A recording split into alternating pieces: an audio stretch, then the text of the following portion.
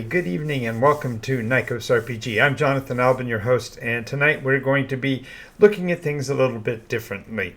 I considered myself, I should say, to be a rebel quite a lot of my life, even though the swimming the same direction as the sharks doesn't necessarily make you a shark, and I suppose I should be more clear. Today we're going to be talking about the very concepts of crossing ethical lines while being a game master, but I'm talking about crossing it backwards into what I call making belief. Before we get started, however, go down below and click all the buttons to let the algorithm know you're part of our audience, and let's get after it.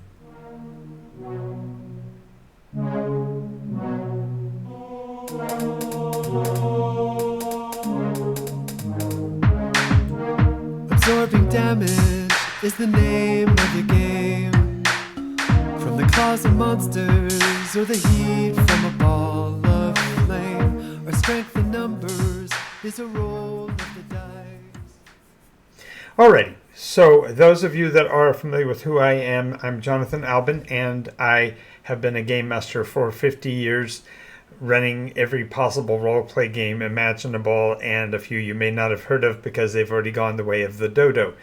But today we're going to be looking at the concept of what I call making belief. The idea that when we are creating a story, a fiction, we can reach deeper messages and perhaps truisms that can't be addressed in any other fashion. And finally, this comes down to something that occurs in role-playing games with me. Maybe not with everyone, but the idea is that you are going to be addressing the game in ways that make the story make sense. Literally helping the players to discover the reason behind the story that you're building.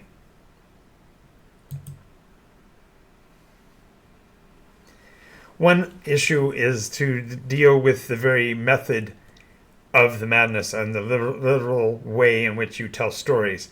Now, I'm going to be going into the particulars of my experience, and this is not the same with any other game master. As a matter of fact, I'd hazard a guess that every game master has their own reasons for doing what they do and how they do it. But I want to share with you exactly how I come to the place that I am and why the games are the way they are, because if you understand how the games are played and why they're being played, then perhaps you'll have a better appreciation for what they can do in terms of assisting your games. Now, I realize that some of this is going to be galvanizing, and so I anticipate some great conversations below. I will tend to respond to any posts that are made in reference to me, and I'm not asking for trolls. Although, as a fantasy game master, asking for trolls is actually something I probably should be doing on a more consistent basis. But I am asking for feedback on this concept of how I tell stories. But before you can understand that, I need to explain to you how this actually works. Now, the reason we tell stories is generally to be able to convey to the players the information about the adventures that we write. The information that we create is intended to engage them and put them in situations where they have to identify and recognize and acknowledge how they've come to the feelings they have about the particular scene. Now, there are game masters and there are storytellers who have no intention of actually telling a story. They deign to even call it that because their concept is that a adventure should be something that the players drive. Perhaps they have a feeling or a desire for the story to be a sandbox to play in, and it is not something where there is a moral or a message. And of course, they're just as valid as any game that I would run. It's simply a matter of appeasing to the players that want to be a part of the story and why they do it. So in my case, the reasons to tell the stories are associated with my own experience of hearing stories and experiencing the information that was provided in the time frame where I was the receiver of that information. And this is fundamentally the development of the player GM relationship. When you are working with a storyteller, or conversely, if you're working with a player or more that are engaged with the material, you are actually building up not necessarily a parent-child relationship or a peer-to-peer relationship. It's all a matter of each individual interaction, but the connection between the player and the GM, or the player and the story, is up to what the game master provides. If they are antiseptic and provide just the mere bare bones of the engagement, then their relationship will be along the concepts of a judge versus a jury versus the participants themselves, and there is no correlation between the two. In some certain cases, the game master is conveying information to the players that give them a real appreciation for what's going on in the game and a real identification with the story elements. But still, other relationships will be a mutual sharing. And while each one of them has its value, I suppose the ultimate hope of any game master is for the players to grasp, identify, recognize, and appreciate the effort that the game master puts into the session. Now, I consider this to fundamentally, in my case, to have come to me via Roddenberry and what was the old TV show? Andy Griffith's show. The idea that Mayberry and the United Federation of Planets weren't too apart from one another to be useful. And these were both recommended in terms of my experience, because they shared at the end of each episode the moral implications of the conversation, or they discussed how the scene came to be.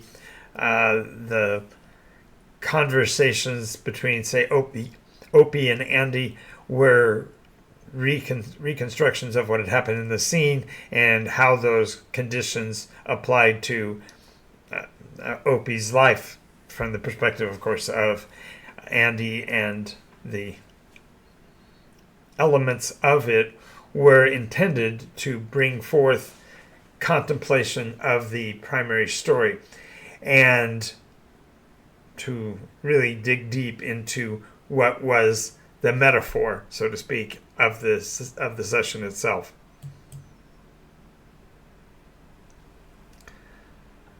Furthermore, the very concept of telling stories quite often has to do with the nature of monsters, and whether that monster is a mortal being who is showing inhuman interaction with each other, or whether it's an actual beast from beyond another realm. The monsters matter because the players are successfully advancing when they are able to take down and defeat the creatures. And the monsters still matter even this far from the creation of the game, going back 50 years, because the players are still stepping into the new shoes of the adventurer and are learning how the world interacts and how best to connect that which happens in the game with their own lives. The reality is that your monster, your creatures that you are presenting to your players, are themselves conundrums, puzzles, and enigmas that the players have to discern to understand the value of the defeat of the monster and why they are nonetheless essential. Now, many times the monsters that a game master will present make no sense. There's not a direct one-to-one correlation between the relative goodness or the relative badness of them, and so it's important that the game master builds into the story the very nature of what makes them monstrous. Otherwise, it just simply becomes a episode after episode long-term safari. And hunting, while exciting and challenging, sometimes is not very useful for the players. So the idea is that you put the monsters in so that they have a reason to do the actions that they do and visit the places to which they go. Now, also, there is the concept that the game master, regardless of whether this is a statement of hubris or simply a prideful statement, the idea is that the game master sometimes has a story itch, something that he needs to address because of it perhaps is a demon that he himself is facing, and therefore wants the players to help him resolve it. Now, that sounds self-serving, and I freely admit that it happens from time to time, but the reality is that the interaction between individuals within a game aren't intended to be psychobabble, and they're not intended to be psychotherapy.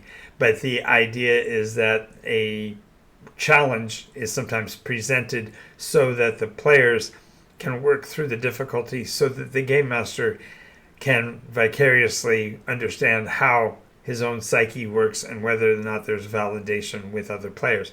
Now, this doesn't always mean that those are necessarily a good thing, and the process of scratching the story itch really is a matter of presenting the information so that the players are experiencing the precise conditions that you as the storyteller intended for them to experience, and therefore work through that dynamic with the players so that everyone has a chance to grow from and develop from that particular set of episodic conditions. Now, I've stated it before, and I'll restate it again. You are more than welcome to join my table at Board Game Paradise Monday nights and Tuesday nights at Board Game Paradise in Redlands, California, if you're in the area. But we are adding a new option, and that is you can participate with us when you become a participant in our Patreon program at the $20 level or so. When you are a champion within the Nycos system, you gain the opportunity to be a participant in our online games at Board Games Paradise. There is a fee that the store requires from each participant, but that is waived when you become a Patreon supporter at the $20 value. So I just want to mention that it is a sponsor situation, and so it will be mentioned in the presentation of this video that there is a sponsor involved if you want to become a part of that. But that means that you will have the opportunity to engage with us. Now, it'll only be available to the first 4 players that do so.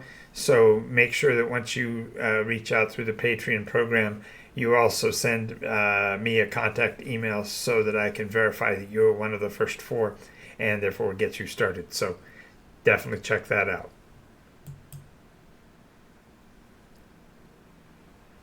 Now, there's also obviously going to be considered a generational context between myself and you, the player.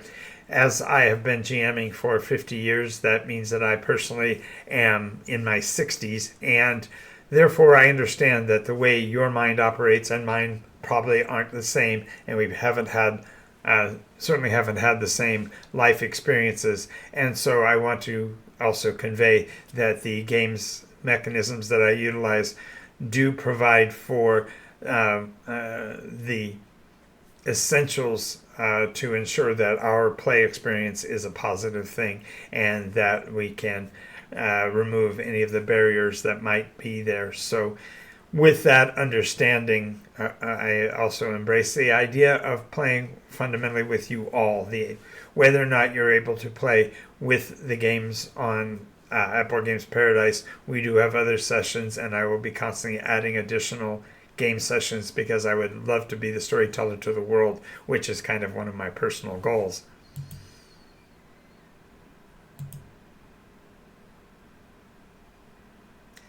Now, some will ask whether or not this is a absolutely religious thing because I talked about dealing with the ethic boundaries backwards. But the reality is that I want to just convey that the game sessions that I present do have a moral backing that does stress or reach beyond the boundaries of a game framework. And while it is not a religious aspect, it is more of a moral compass. But this answering to the higher calling really is more to the referring to a games mechanism where the players are in a world where they can actually make changes to the environment by their actions.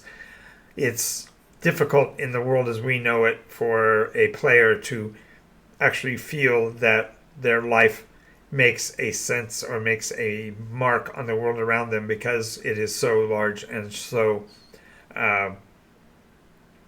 impersonal.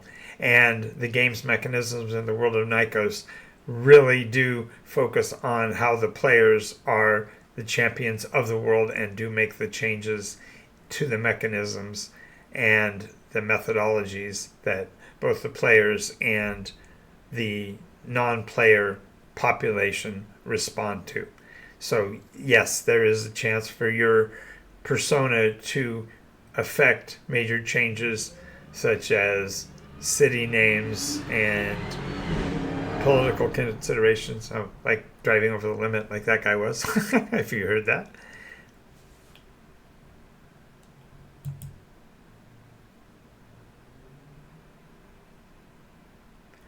And of course, finally, I do again want to thank you for watching this video. The idea of subversion or changing the focus and bringing things back to a morally acute compass line is not an intent to change anybody's personal minds. It's only to give a perspective that shows a consistency that isn't found in other mechanisms. So if you have any issue or commentary you'd like to express to me or some suggestions on how either I can better reach the audience or more to the point, the objections you might have to my processes, I'd love to hear from those because that'll create some great conversations. I hope to hear from you soon. NycosRPG is recording 5 nights a week, so I hope there's something here that you appreciated. So again, like, subscribe, and join our community, and I hope to see you next time. Let's play.